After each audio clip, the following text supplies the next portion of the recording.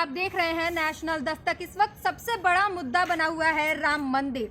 लगातार उस पर सवाल उठाए जा रहे हैं कि अधूरा है, अशुभ है, तमाम तरीके की। और इस पर रूबिका लियाकत पत्रकार हैं, वो ट्वीट करती हैं और कहती हैं लाख सवाल उठा लो, शुभ घड़ी है या अशुभ है, मंदिर पूरा है या नहीं है, ये देश राममयी हो गया है और बच्चे बूढ़ों से लेकर सब में ये धुन दिखाई दे रही है। क्या आप कहेंगे मोहित जी इस पर, जो इन्होंने ट्वीट किया है और पूरा देश जो है राममयी हो चला है? पहली बात तो ये कि मैं रूबिका लियाकत को कहना चाहूंगा कि रूबिका लियाकत जो है वो अपने धर्म की ओर ध्यान दें, अपने धर्म के बारे में लोगों को बताएं। रूबिका लियाकत नहीं बताएंगे कि हमारे शास्त्रों में क्या लिखा है, हमारे वेद में क्या लिखा है। वो बताने के लिए हमारे पास एक से एक प्रकाश पंडित हैं, एक से एक बड़े शंकराचार्य और महंत हैं। और जिस तरीके से आधे अधूरे मंदिर की प्राण प्रतिष्ठा का कार्य करवाया जा रहा है, वो साफ तौर पर इस देश के लिए एक गलत मैसेज है। क्योंकि जब तक मंदिर का शिखर बनके तैयार नहीं हो जाता, तब तक जो है मंदिर की प्राण प्रतिष्ठा का कार्य नहीं होना चाहिए। और आप ये देखिए कि जो हमारे चारों महंत जो हैं, जो चारों शंकराचार्य जो हैं, चारों पीठ के जो शंकराचार्य, उन्होंने आने से इनकार कर दिया। लेकिन उसके बावजूद भी हमारे देश के प्रधानमंत्री नरेंद्र मोदी अपने वोट बैंक की राजनीति के लिए और राम के नाम पर वोट की भीख मांगने के लिए एक बार फिर से राम के नाम पर वोट मांगने के लिए मंदिर की प्राण प्रतिष्ठा का कार्य करवा रहे हैं। जी, कहा ये जा रहा है कि वो शंकराचार्य जातिवादी हैं, एक ओबीसी का आदमी उद्घाटन करने जा रहा है, इसलिए उन्हें पसंद नहीं आ रहा है। देखिए, पहली बात तो ये कि इस देश के अंदर हर चीज को जाति से जोड़ देना, धर्म से जोड़ देना सरासर गलत है। आप मुझे कहीं पर भी ये लिखाएं कि राम ने ये कहा हो कि मैं शूद्र हूँ, वैश्य हूँ, क्षत्रिय हूँ, ब्राह्मण हूँ, ठाकुर हूँ, एससी हूँ, एसटी हूँ, ओबीसी हूँ। अगर राम ने कहीं कहा हो तो आप मुझे बताइए। जो तमाम जो चीजें हैं, जो तमाम जो ग्रंथ हैं, वो इंसान ने लिखे हैं। ये याद रखिए, भगवान ने कोई ग्रंथ नहीं लिखा। ईश्वर के लिए उसके चारों बेटे एक समान हैं। उसकी नजर में ना तो कोई ब्राह्मण है, ना कोई शूद्र है, ना कोई वैश्य है, ना कोई क्षत्रिय है, सब एक समान है। बात करें राम मंदिर की, तो राम मंदिर के नाम पर हमारी छाती गदगद हो जाती है जब राम मंदिर बनता है, राम मंदिर की प्राण प्रतिष्ठा का कार्य होता है। लेकिन वहीं अगर हम शिक्षा पे, महंगाई पे, बेरोजगारी पे सवाल कर लें तो हमें हिंदू विरोधी करार दिया जाता है। आज हमारे देश का किसान जहर खा रहा है, सरहद पे जवान गोली खा रहा है, लेकिन उस पर कोई चर्चा नहीं। इस देश के अंदर लोगों के पास खाने को रोटी नहीं है, शौचालय बनाए जा रहे हैं। इस देश की जनता की जेब में पैसा नहीं है, लेकिन बैंक में खाते खुलवाए जा रहे हैं। जिस तरीके से आज इस देश की स्थिति बदतर है, देश के ऊपर कर्जा बढ़ रहा है, उन सब पे कोई चर्चा नहीं है। राम मंदिर के मुद्दे को लेकर नेशनल टीवी के चैनलों ने 5-5 हजार रुपए के किराए के मजदूर बुला लिए हैं, और वो किराए के मजदूर सरकार की तारीफ होकर पुल बना रहे हैं और देश में नफरत पैदा करने का काम कर रहे हैं। मैं पूछना चाहता हूं देश के तमाम बड़े बड़े तमाम लोगों से,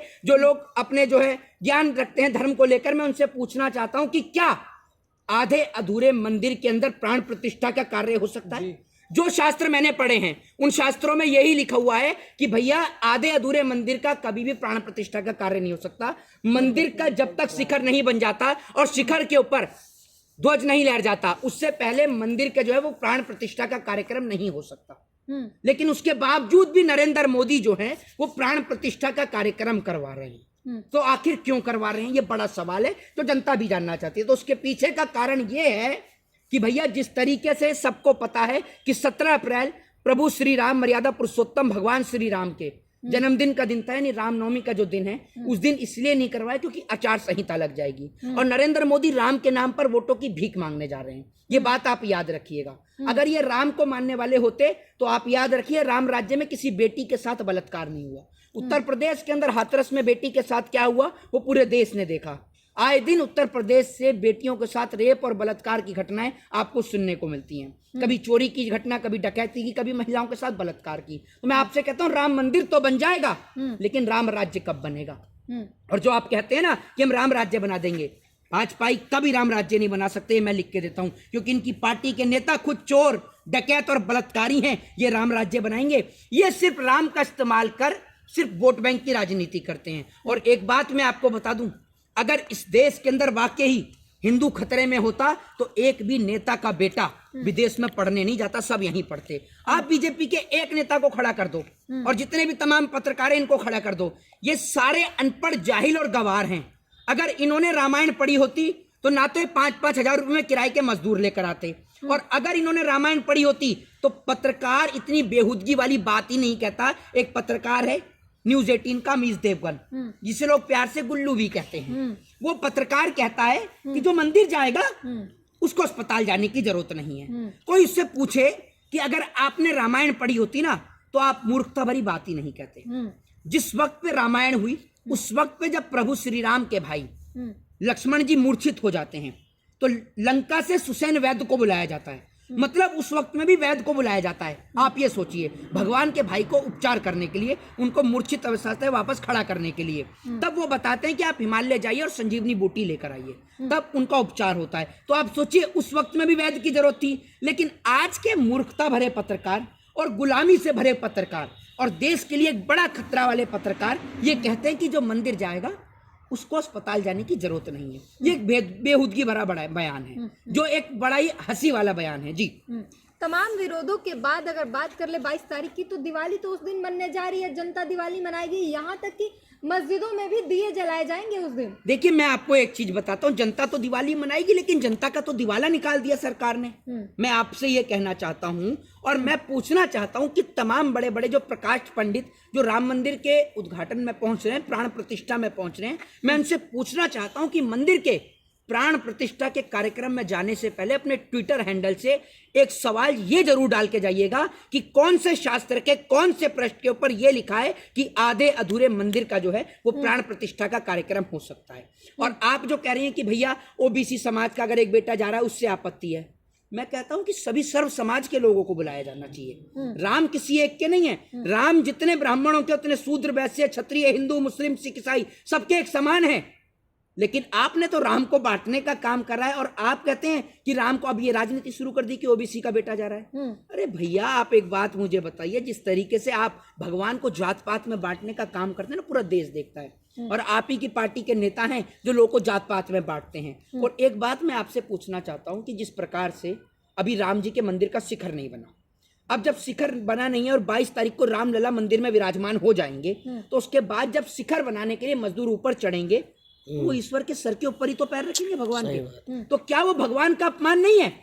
मैं इनको ये समझाना चाहता हूं कि आप भक्ति में इतने चूर हो गए हैं, इतने मशगूल हो गए हैं, इतने पागल हो गए हैं कि ना तो आपको वो तस्वीर नजर आई जिस तस्वीर में नरेंद्र मोदी राम का हाथ पकड़ कर लेकर आ गए। आपको ये नहीं नजर आया कि एक आम आदमी को इतना बड़ा दिखा दिया और भगवान को छोटा दिखा दिया। कहने का मतलब ये कि ये दिखा दिया कि राम को एक इंसान लेकर आए। राम का इतिहास तो यही कह रहे हैं कि वो राम को लेकर आए हैं, पीएम राम को लाए हैं, नरेंद्र मोदी आपसे एक बात कहता हूँ, मेरी बहन पत्रकार महोदय, मैं आपसे एक सवाल पूछता हूँ। अगर मैं आपसे एक पर्सनल आपको लेकर एक सवाल पूछूं और कह रही है जो राम को लाए हैं हम उन्हें लाएंगे, मतलब मैं वही आपको बता रहा हूँ। आपके पिताजी आपको इस दुनिया में लेके आए ना, आप तो अपने पिताजी को सिखाएंगे नहीं कि कैसे काम होता है। तो राम का इतिहास 5000 साल पुराना है और भाजपा तो अभी आई है जब देश आजाद हुआ उसके बाद।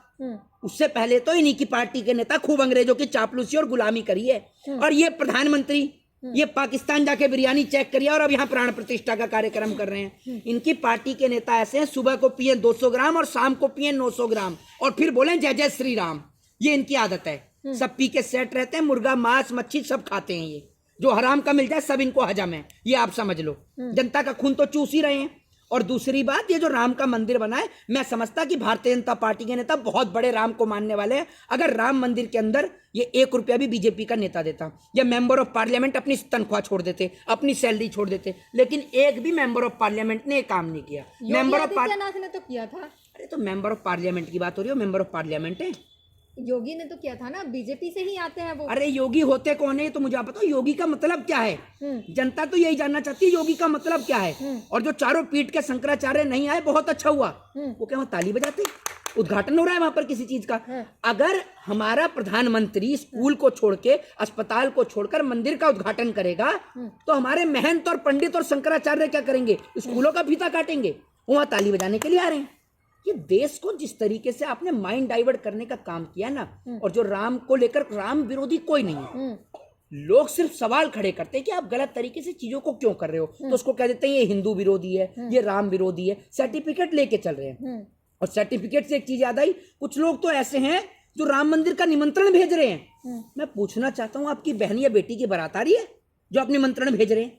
आप होते कौन है निमंत्रण भेजने वाले? राम सभी के हैं, जिसकी इच्छा होगी वो वहां पहुंचेगा। आप नहीं बताएंगे कि निमंत्रण से कोई आएगा। जब आपके घर में शादी या बारात का कार्यक्रम हो तब आप निमंत्रण भेजना। राम इस सृष्टि में सबके हैं, राम ने इस यूनिवर्स को बनाया, ये याद आप रखिएगा। जाएंगे कि नहीं? मैं बिल्कुल, देखिए मैं आपको एक बात बताता हूं, मैं तो पहले भी रामलीला के दर्शन करने आया हूं, मैं तो पहले भी दर्शन करके आया हूं, लेकिन आप ये देखिए ना, 22 तारीख का दिन तो बड़े बड़े वीआईपीओ के लिए कर दिया, प्रधानमंत्री के लिए कर दिया, गरीब आदमी को तो दूर से भी नहीं देखने देंगे राम जी को। छुट्टी ये मैं ऐलान आपको कर बता दिया। दूं, छुट्टी ऐलान कर दी गरीब आदमी के लिए, क्या कि गरीब आदमी बेचारा दूर से भी ना निकले। तो आपने राम को खरीद लिया क्या?